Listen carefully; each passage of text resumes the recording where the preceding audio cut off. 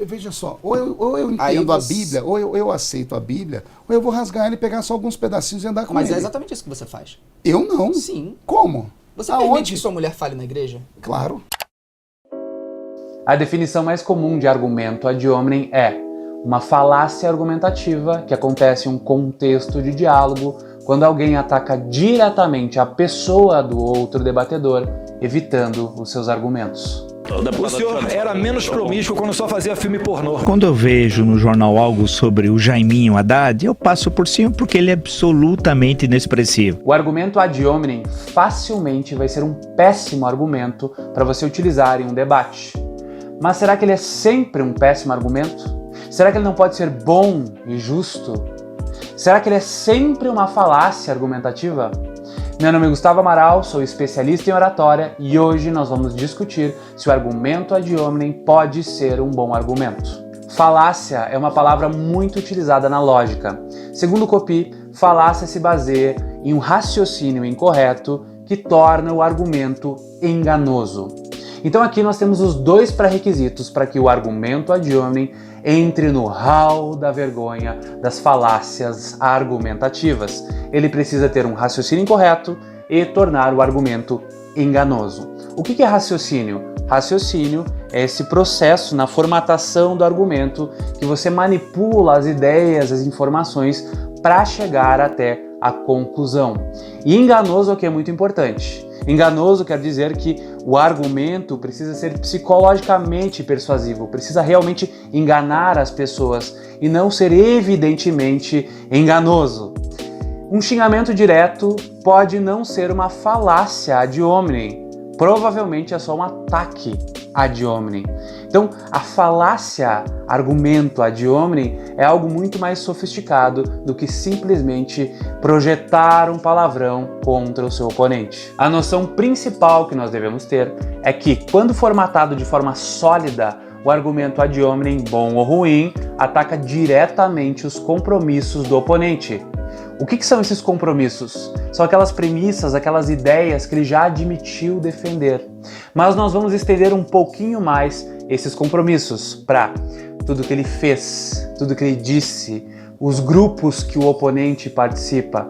Então, tudo que envolve a pessoa do oponente passa a virar alvo de argumentos ad hominem e também de possíveis falácias ad hominem. Com certeza. A descrição do Se nosso fosse canal. relevante, ninguém tava chorando.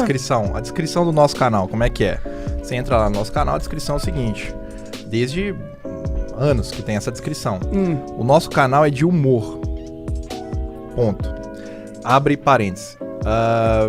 Não nos levem a sério. Nada do que a gente falar aqui é pra levar a sério. Então umas piadas... Não vou nem defender a do Capim, tô falando até da minha lá. Não é pra levar a sério o bagulho. Tá escrito, o meu canal é de humor. É um canal de fãs feito por fãs de Xbox, para fãs de Xbox. Cara, é explícito o E bagulho. aquilo ali é humor. Tem gente que ri. O racista... É, tipo... Mano, cara, eu ó, tenho um racista- vídeo seu, racista por exemplo, não, é- eu vi uma fascista, opinião sei sua, lá. por exemplo, com o Bruno Fabio, Aham. em que você estava falando sobre piada racista, cara. E você tava defendendo o bagulho. Eu tava defendendo o quê? Fazer esse tipo Então, de piada. a raiz do argumento ad hominem é utilizar os compromissos do oponente para demonstrar essas inconsistências em relação aos argumentos que ele está defendendo. Só que aqui o Tiff cometeu uma falácia argumentativa ad hominem. Por quê? Há um erro no processo de raciocínio que, infelizmente, o monarca não refutou. Mas o contexto que o monarca deveria estar defendendo de piadas era um contexto sobre liberdade de expressão. E provavelmente o racismo não entra nesta liberdade de expressão. E infelizmente o monarca não refutou na hora, dizendo: olha, qualquer piada que envolvesse racismo eu não defendo. E aí levou a uma conclusão enganosa. Muitas pessoas acreditaram que realmente aquilo que o Tiff estava defendendo era simplesmente humor. E quando o argumento ad hominem pode ser um bom argumento?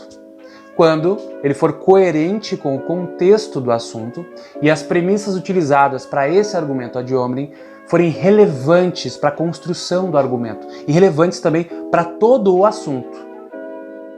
Segundo Walton, no livro Lógica Informal, em alguns casos, questões de caráter e conduta pessoal são pertinentes quando se considera o argumento. Caso o ad hominem seja impertinente, acontece a falácia ad hominem. Às vezes, o argumento ad hominem é necessário para o debate. Necessário para deixar o debate mais coerente e justo, demonstrando essas inconsistências entre as ações, por exemplo, do outro debatedor e seus argumentos. Um bom exemplo disso é quando o Caio Coppola fez um argumento ad hominem para o Augusto logo após um apelo à emoção que o Augusto tinha feito dentro do debate. O argumento foi tão coerente que dá para ver na expressão facial do Augusto o quão válido foi aquele argumento. Você, Caio, mas um relato pessoal, para eu poder estar aqui hoje nos estudos da CNN, eu tive que fazer uma opção.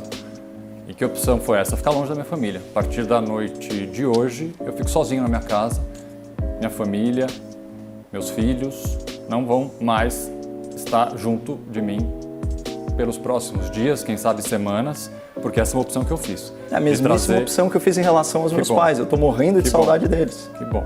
Mas essa opção Mas que eu eles fiz estão só no para grupo justificar de o risco. telespectador, porque senão poderia parecer, de certa forma, hipócrita sustentar aqui uma coisa e, a princípio, em Você tese, veio em pela outros imagem, dias da tá pandemia, fazendo outra. doutor. Você estava aqui dando entrevistas em março, você gravou os pilotos. Não é questão de hipocrisia, é questão de lógica. E o que vale pra gente também tem que valer pras pessoas. Outra medida, que pode ser que seja o lockdown. Bom, Caio?